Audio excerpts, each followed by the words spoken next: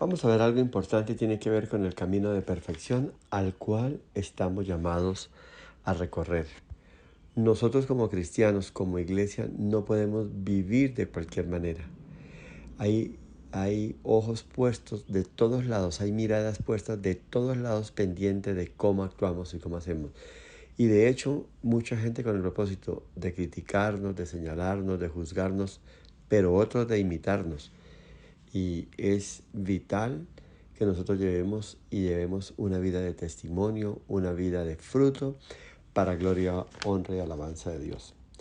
Y quiero que entendamos algo, que sí es posible andar delante del Señor con un corazón perfecto, andar por un camino de perfección. Si usted tiene hambre de Cristo, tal vez ya lo ha intentado y tal vez ya está caminando en total obediencia. Ese camino de perfección está ligado a la obediencia. Y quiero que entienda esto y se anime a andar en la perfección. La perfección no implica ser totalmente impecable en todo y no cometer la más mínima falta. Las personas juzgan por las apariencias externas, por lo que se ve, pero Dios juzga el corazón, las motivaciones no visibles. En 1 Samuel 16:7, Dios David, tuvo un corazón perfecto delante de Dios en toda su vida. Y esto no implica que él no haya pecado, mas sin embargo vemos que David con frecuencia le falló al Señor y en realidad su vida quedó manchada por el pecado del adulterio y por un asesinato. Pero a la final la intención de David siempre fue el amar a Dios y el transitar por un camino de perfección. Si vemos, David no reincidió en estos tipos de pecado y cuando pecó se arrepintió, aceptó la disciplina de Dios y vivió la senda de castigo o disciplina que Dios le dio. Y cuando fue restaurado, decidió nunca más volver a pecar. Se refugió en el Señor y de eso se trata. Recuerde algo y ya lo hemos estado estudiando. La tentación no es pecar. La tentación no tiene que ver con el pecado. La tentación es el anzuelo, es la carnada que Satanás pone.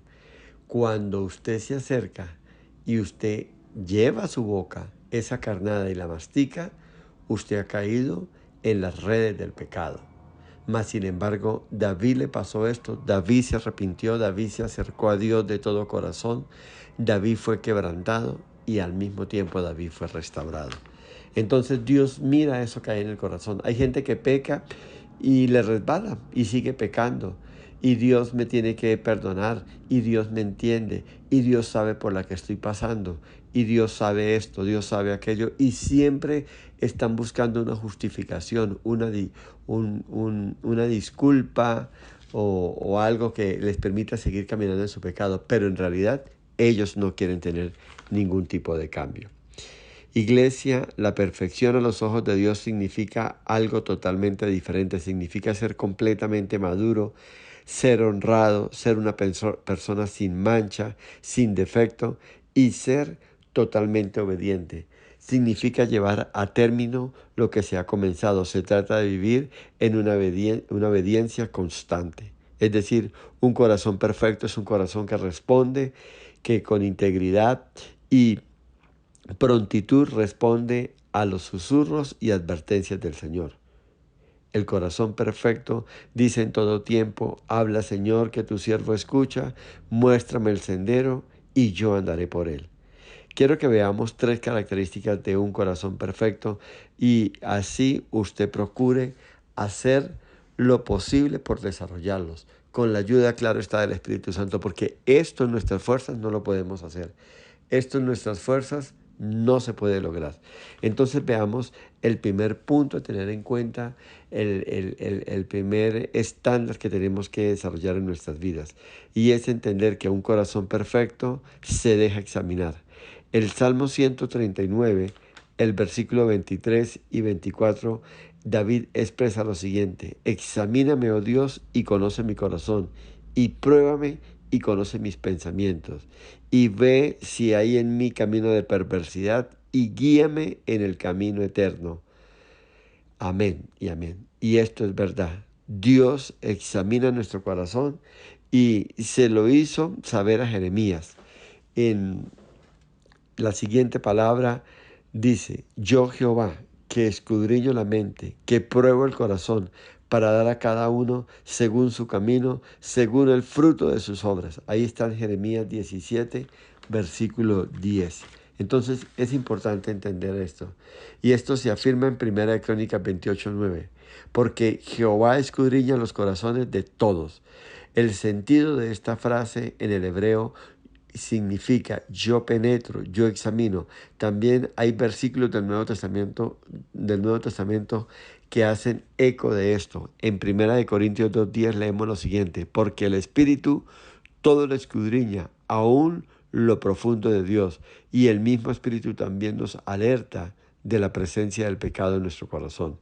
Y en Apocalipsis 2:24 Jesús está hablando a está hablando de la penetración y el alcance del pecado y cómo el mal nos lleva hasta lo profundo del alma y se extiende por todo el ser. Así como la palabra penetra hasta lo más profundo del ser, el mal y el pecado hace lo mismo, contamina todo nuestro ser. Por eso es que no podemos darle cabida ni espacio a esto. Entonces, qué importante entender esto. David dijo respecto a los malvados en el Salmo 64:6: y el íntimo pensamiento de cada uno de ellos, así como su corazón, es profundo. ¿Y qué es lo que estaba diciendo? Cuando una persona se acostumbra a vivir en medio del pecado, enlodado por el pecado, por la maldad, se introduce por un camino de oscuridad, de tiniebla y de perversión que lo llevará hasta el mismo infierno. Lo conectará directamente con el diablo. Por eso es que Dios siempre examina el corazón, porque hay personas que, entre comillas, se arrepienten, entre comillas, se sienten mal, entre comillas, lloran, pero es porque las consecuencias del pecado y de sus faltas lo están asediando. Pero no es porque usted quiere, o de verdad la persona quiere arrepentirse y quiere andar un nuevo camino, un camino de perfección. Y eso es lo que Dios sabe. Cuando hay una verdadera, una genuina y auténtica intención del corazón, y cuando es sencillamente el dolor y el llanto porque se está viviendo o experimentando las consecuencias del pecado. Y cuando esas consecuencias entonces son menguadas o son quitadas, la persona vuelve y recae en su pecado, porque su corazón nunca se ha arrepentido y su corazón nunca ha reconocido que le ha faltado a Dios. Entonces, qué importante entender esto. La Biblia nos advierte: ay de los que se esconden de Jehová y encubriendo el consejo, y sus obras están en tinieblas, y dicen: ¿quién nos ve y quién nos conoce? Eso está en Isaías 29:15. El corazón perfecto quiere que el Espíritu Santo llegue y escudriñe el interior del hombre, hasta iluminar con la palabra todos los senderos oscuros y develar lo más oculto y permitir sacar todo lo que no sea semejante a Cristo. Sin embargo, los que esconden pecados secretos no quieren ser examinados ni confrontados. He tenido gente que se ha ido de nuestra iglesia porque los mensajes que predicamos son confrontadores y penetrantes. Están apuntados al corazón y no a las emociones. Buscamos que las vidas sean cambiadas y no buscamos divertir a las personas ni entretenerlas. Hay gente que le gusta estar en la iglesia donde se predican palabras agradables, palabras que toquen sus emociones, y este tipo de enseñanza lleva a la gente a recaer, y esto es tremendo, en sus antiguos pecados. Y tú puedes estar en una iglesia y cumplir todos los requisitos externos y puedes decir que tu vida va bien, pero en realidad, ¿cómo se ve usted? Cuando yo le pregunto a alguien y me dice: estoy en este tipo de iglesia, yo no indago tanto cómo se mueve la iglesia, qué pasa en la iglesia, qué actividades hay en la iglesia, sino sencillamente le digo: ¿Está el mensaje que usted recibe, la enseñanza que usted recibe en esa iglesia, lo está retando, lo está empujando a tener un cambio, lo está llevando a ser transformado? ¿Usted está viendo que espiritualmente está creciendo, está siendo cambiado y transformado en una nueva criatura? Si esto es así, usted está en una buena iglesia. Pero si usted va a una iglesia que lo entretiene, una iglesia que le hace pasar un tiempo divertido, una iglesia donde usted va a reírse y a buscar relaciones sociales, y usted se siente como en un club, en diferentes actividades y todo, usted está en el lugar equivocado. Y yo le digo a ese tipo de personas, muévase de ahí y salga de ese lugar. Entonces, qué importante es entender lo que Dios quiere hacer en nuestras vidas. Usted debe buscar alimentarse por una palabra purificadora y no una palabra reconfortante o una palabra que lo entretiene y le hace pasar un momento. Iglesia, busque siempre palabra que lo confronte. Busque siempre palabra que lo exija tener cambios conforme a la imagen de Jesús. Su ser interior, o sea, su espíritu, debe ser conmovido por Jesús. Y si su corazón es probado, entonces debe estar confrontado por la predicación y usted va camino entonces a tener un corazón perfecto y estará andando por un camino que agrade a Dios en todo lo que usted hace.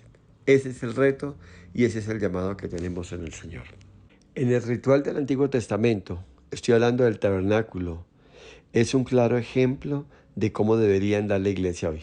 El tabernáculo tenía un atrio exterior donde se mataban los animales y se llevaban allí en sacrificio para que se obtuviese la sangre y así cubrir o expiar el pecado del pueblo. Pero allí también seguidamente había un lavatorio donde se hacía la purificación y ningún sacerdote podía entrar al interior del lugar santísimo para estar cara a cara con Dios si no se lavaba primero. En cambio, el moderno evangelio de hoy dice: acérquese al altar por fe y confíe en la sangre que allí se derrama. Luego entre con osadía al lugar santísimo y, o sea, al púlpito, acérquese al lugar donde se predica y ministre o déjese ministrar por la palabra de Dios y reciba todas las bendiciones que tiene. Y sí, es un momento emocional y uno lo ve mucho en una predicación. Al final, ¿quién quiere esto? ¿Quién quiere aquello? Pasen al frente a orar. Pero si usted no, óigame bien, ha experimentado lo que se experimentaba en el lavatorio, que es un genuino y auténtico arrepentimiento, en su vida no va a pasar nada. El origen de todos los males de la humanidad es el pecado. Aún dentro de la iglesia, cuando la iglesia decide caminar en tibieza, decide caminar de acuerdo a lo que a él le parece o a ella le parece bien, entonces usted está caminando fuera de la perfecta voluntad de Dios. Usted no está en el camino perfecto de Dios. Y por eso su vida está en problemas. Por eso las bendiciones no llegan, las respuestas de oración no llegan. Y cuando hay una exposición de la palabra y el predicador invita: pase aquí, voy a orar por los afligidos, voy a orar por los enfermos, voy a orar por los que están en quiebra, voy a orar por los que tienen problemas familiares. Y usted pasa sin haber arreglado su problema del corazón, su problema de pecado, entonces no va a pasar nada. Y hoy, en aras de que todo es por fe y que todo es por gracia, la gente quiere que el problema del pecado sea resuelto con que un predicador lo toque y declare o profetice vida de abundancia, vida de paz, vida de gozo, vida de alegría. Si usted no es pasado por el lavatorio, por la purificación de la palabra de Dios, si usted no es confrontado con la palabra y no reconoce que está fuera de la perfecta voluntad de Dios, usted no estará en camino de perfección. Aunque la salvación es por fe y la salvación es por gracia y se ve manifiesta la misericordia de Dios, si no hay un corazón limpio y no hay un corazón perfecto, usted no va a poder ver lo que Dios tiene para su vida. En Primera de Juan, en el capítulo 1, En el versículo 7 dice, y la sangre de Jesucristo, su Hijo, nos limpia de todo pecado. Y eso es cierto, y eso es real, y no lo vamos a discutir. Pero el contexto que lo encontramos en el versículo 6 dice, si decimos que tenemos comunión con Él y andamos en tinieblas, mentimos y no practicamos la verdad. Y, y ahí sí la sangre de Jesús nos limpia de todo pecado.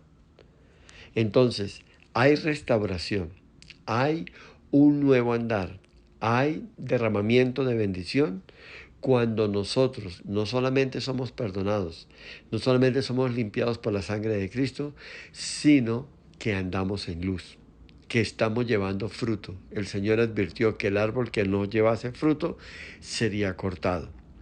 Y no estaba hablando de un árbol seco, podía ser un árbol verde, con hojas verdes, pero no llevaba fruto, sería cortado.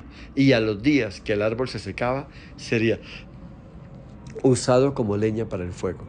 Entonces, aquí hay algo importante que quiero que tenga en cuenta. Sí, la sangre de Cristo nos limpia de todo pecado. Sí, la gracia nos da la oportunidad de una nueva vida. Pero si usted no tiene un nuevo nacimiento, si usted no lleva una vida conforme al Espíritu, usted no anda dentro de la perfecta voluntad de Dios y usted no vive para Dios, entonces en su vida no pasará nada. Entonces no espere que cosas maravillosas acontezcan en su vida. Así, tenemos que esperar ser limpios del pecado, debemos andar en luz. Jesús dijo, dijo, ya vosotros estáis limpios por la palabra que os he hablado. Juan 15:3. Aquí Jesús no le estaba hablando al mundo, sino a la iglesia. Y en Apocalipsis 2:23 Jesús dice, y todas las iglesias sabrán que yo soy el que escudriño la mente y el corazón, y os daré a cada uno según vuestras obras. Iglesia, no nos engañemos. El corazón perfecto anhela más que una seguridad o una cobertura por el pecado. Desea estar siempre en la presencia de Dios, estar en comunión con el Señor, participar de su dulce compañía con Él y buscar su rostro y descubrir y disfrutar de su misma presencia. Eso es lo que anhelamos en el lugar santísimo. Andar en su presencia, andar en continua intimidad con Él. No se trata de que oren por esto, por aquello, de que se me resuelva esta situación o algo. Es saber que Dios es real en mi vida.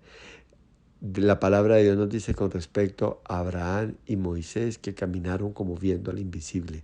Ellos sabían que aunque no lo podían ver, porque no era visible a sus ojos naturales, pero Dios estaba con ellos.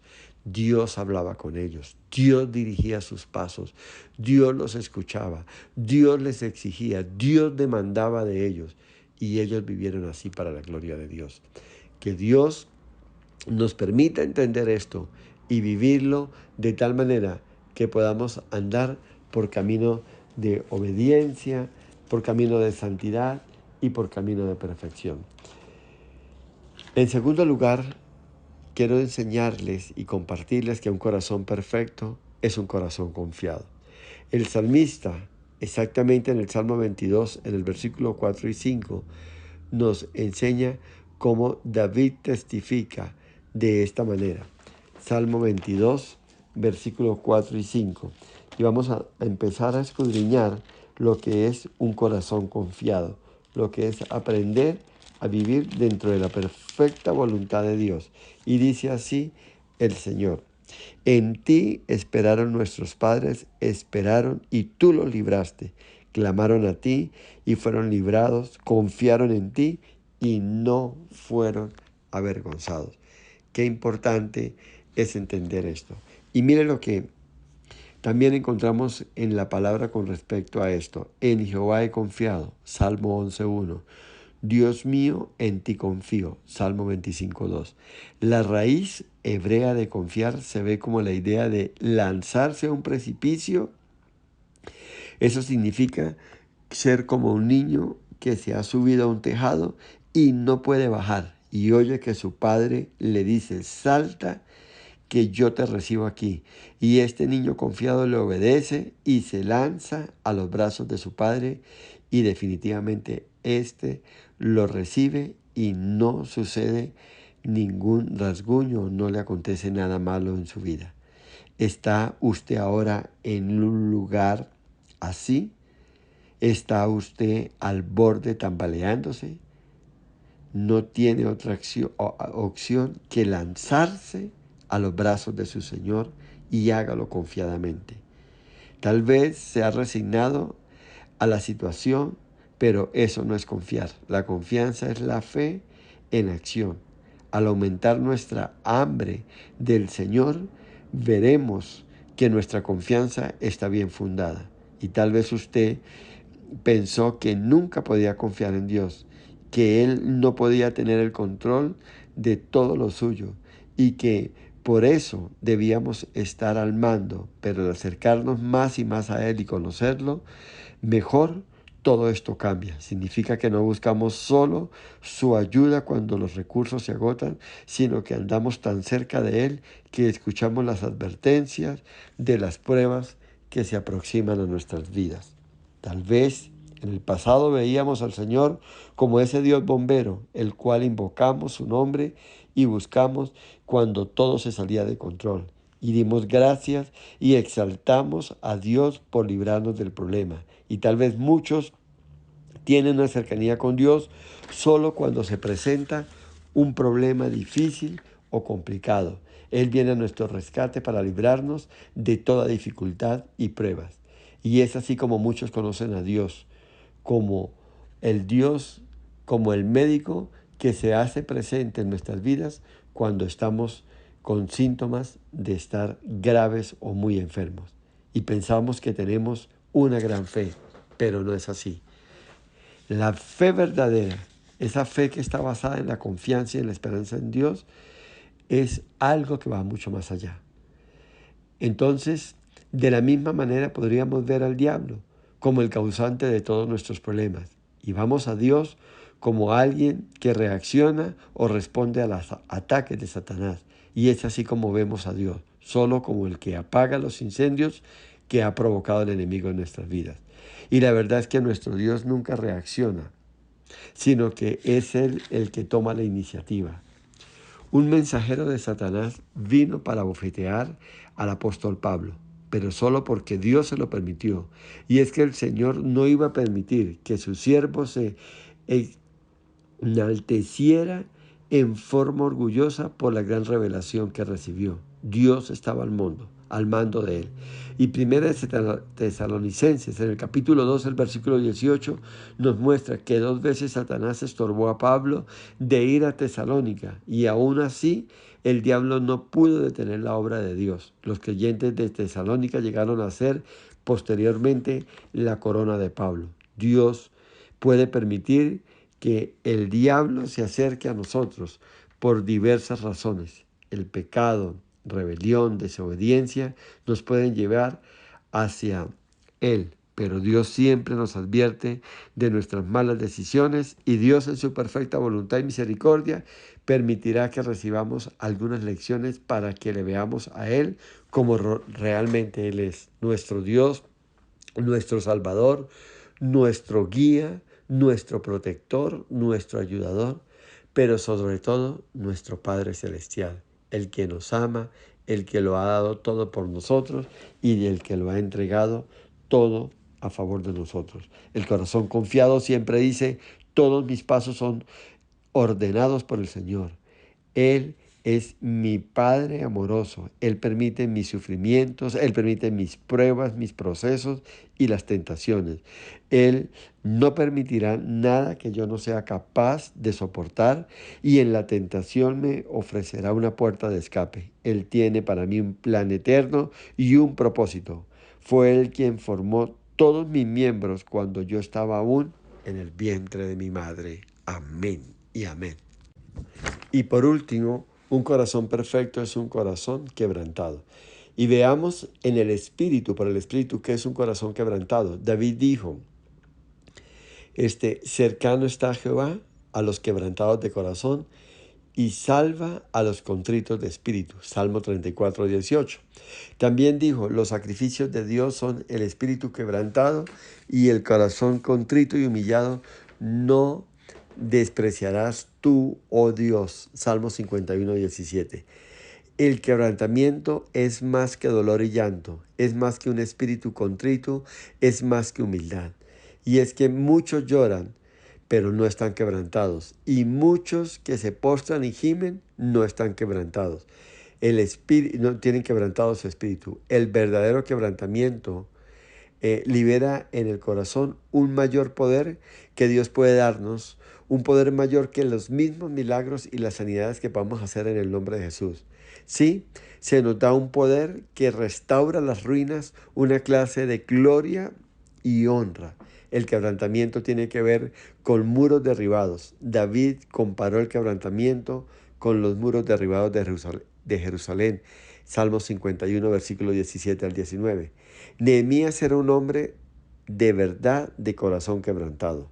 Durante la cautividad en Babilonia, Nehemías servía como copero al rey y fue en el palacio, en Susa, donde se enteró que los muros de Jerusalén habían sido derribados y que las puertas habían sido quemadas. Pronto él mismo regresó y vio con sus propios ojos el quebranto, lo que realmente había pasado allí. Nehemías 2, versículo 12 al 15. Nehemías de noche observó el muro y aquí se lee en la palabra que en el origen hebreo, Shabbat, la misma palabra que se emplea en el Salmo 51:17 acerca de un corazón quebrantado. Y algunos pueden concluir que el quebrantamiento de Nehemías se dio cuando recibió la noticia y dice que se sentó y lloró y que cuando Nehemías se enteró estando en palacio y se dolió, dice que hizo duelo en su corazón. Óigame bien esto, Nehemías 1:4, y dice que oró y pidió perdón por los pecados de los hijos de Israel. Su corazón inicialmente no se quebrantó del todo, sino hasta que llegó a Jerusalén y contempló las ruinas y decidió hacer algo por Jerusalén. Entonces, el quebrantamiento no solamente tiene que ver con el dolor, con el llanto, con ese corazón entristecido, arrugado por lo que estoy viendo, por el mal y por las cosas que están pasando. El verdadero corazón arrepentido es un corazón que se levanta y hace algo por cambiar la situación, confiado en que Dios está con él y confiado y con una esperanza viva de que Dios va a restaurar y va a respaldar todo lo que él está haciendo. El corazón quebrantado es un corazón que se identifica con el corazón de Dios y hace algo por solucionar, por aportar algo, por cambiar esa situación. Me explico, usted puede ver la situación difícil de extrema pobreza de una familia que lo ha perdido todo y usted se duele por eso y ver esa condición, pero su verdadero quebrantamiento se hace manifiesto cuando usted se levanta y hace algo por esa familia. Usted le da techo, usted consigue alimento, usted le da provisión, usted hace algo porque haya un cambio, una transformación de la condición que esa persona está viviendo. Es ahí donde se experimenta un verdadero quebrantamiento. De eso se trata el quebrantamiento, de eso se trata lo que tenemos que hacer. Cuando Isaías estuvo delante de la presencia del Señor, y estaba hablando el Señor con su Santo Espíritu. Y están hablando del pecado de Israel. Y están hablando de la condición espiritual de Israel. Y dice el Señor, ¿a quién enviaremos? Dice que Isaías se levanta y dice, heme aquí, envíame a mí. Ahí había un corazón quebrantado, identificado con el dolor que estaba teniendo el Señor en ese momento, de ver la condición espiritual de su pueblo. ¿Qué tenemos que hacer? Alguien tiene que ir, alguien tiene que hablarles, alguien tiene que advertirles, alguien tiene que mostrar el camino. ¿A quién enviaremos? ¿Quién será el encargado de esa misión? E Isaías dijo, yo lo voy a hacer. Entiendo tu dolor, entiendo la condición de mi pueblo, entiendo la situación por la que está viviendo Israel y no podemos seguir así. Entonces tenga en cuenta, usted debe reconocer la destrucción, quebrantarse por la ruina y debe hacer algo que conlleve a la reconstrucción. Usted no estará completamente quebrantado hasta que no es movido por la esperanza de comenzar a reconstruir. Por la esperanza es la que te empuja a hacer algo sabiendo que Dios te está dirigiendo, te está ayudando y que eso es lo que Dios espera que usted haga. ¿Ha estado usted observando las ruinas de su vida? Como David ha pecado y causado desprestigio al nombre del Señor. Hay una brecha en su muro, algo que no está reparado.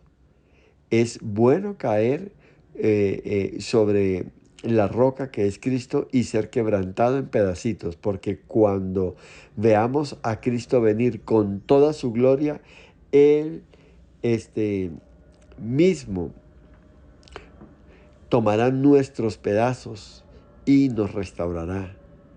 Hasta las cosas buenas que hay en nosotros, talentos, capacidad, virtudes, se derrumbarán cuando caigamos ante Él humillados, agotados y reconociendo nuestra incapacidad. Como Daniel, de ver la visión que Dios le dio allí en Daniel 10:8, el quebrantamiento es el aniquilamiento de todas las fuerzas, de toda la habilidad humana. Es el reconocer el pecado y es el reconocer la deshonra que éste ha ocasionado al nombre de Jesús en nuestras vidas. Iglesia, el quebrantamiento también nos lleva a reconocer el siguiente paso. Ponte en pie porque a ti ha sido enviada ahora, Daniel 10:11. Es tener la certeza de que las cosas van a cambiar, de que llegará la sanidad y que llegará la restauración. Nuestras ruinas serán reclamadas para Dios. El quebrantamiento nos lleva a reconocer nuestro pecado, pero también a determinar: no voy a seguir así, Satanás no me va a destruir, iré al Señor y en Él tengo esperanza de ser restaurado. Puede ser que en nuestra vida parezca un montón de escombros, faltan cosas por arreglar, pero si nuestro corazón está abierto y se deja escudriñar por Dios, estaremos confiados en su obrar en nosotros de un modo soberano. Y si estamos quebrantados de dolor y al mismo tiempo tenemos la esperanza, obtendremos el elemento más valioso para la obra de Dios: un corazón perfecto. Conoceremos el camino que Dios ha trazado para nosotros. Tendremos comunión e intimidad con Dios. Tendremos la certeza de su esperanza. Seremos reparadores de brechas en el cuerpo de Cristo, para gloria, honra y alabanza de Dios. Un corazón perfecto tiene una cúspide, un camino perfecto, tiene un lugar alto, y es el tener intimidad con Dios y servirle para el propósito que Él ha determinado. ¿Usted quiere ser un miembro activo en la obra de Dios? ¿Usted ha conocido a Dios? ¿Usted ha amado a Dios? Pues ahora le resta servirle a Dios de todo corazón. Conviértase en un reparador, en un restaurador de vidas para gloria, honra y alabanza de nuestro Señor. Amado Señor, ayúdanos con nuestra debilidad. Ayúdanos, Señor, a amar y tener un corazón perfecto, un corazón que te agrade, un corazón que glorifique tu nombre, un corazón que exalte tu nombre, un corazón que nos lleve por las sendas de justicia por la cual debemos caminar, un corazón que nos lleve a ser cada día más como Jesús y a servirle a nuestro Dios, a nuestro Padre Celestial, para gloria, honra y alabanza de su nombre. Amén y amén.